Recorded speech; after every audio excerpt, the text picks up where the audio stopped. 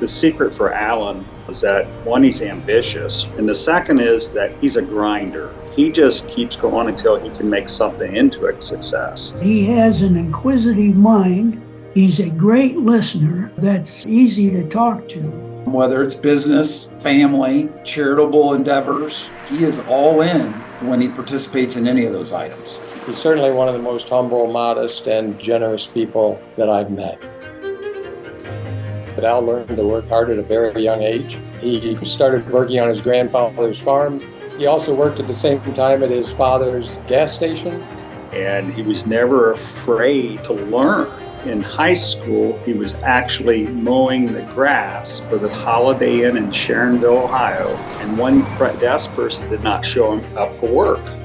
So they went out and grabbed him from the lawnmower, and he started running the front desk.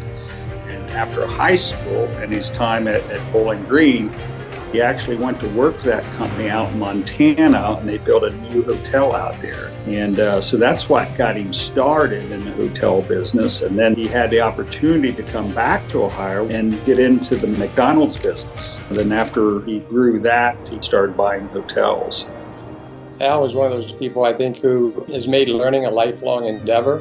He's interested in so many things. He's very quiet, very humble, but when he does talk, you probably ought to listen because he's probably got something very insightful to say. I mean, he's an avid reader, and he collects knowledge and tries to stay on top of what's going on.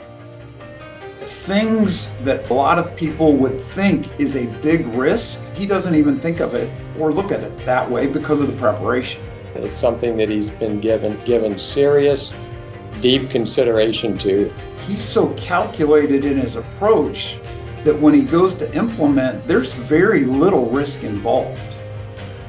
He gives back a lot.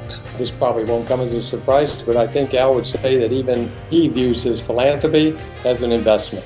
And so he would find a project that he knows would help a large number of people and not just one or two.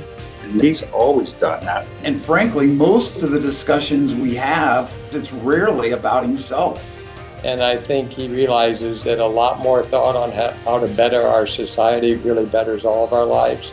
And I think Al probably does that as well as anybody I've worked with. Al always is thinking about something new. He's always looking to do something else. Whatever it is he does, he likes the challenge.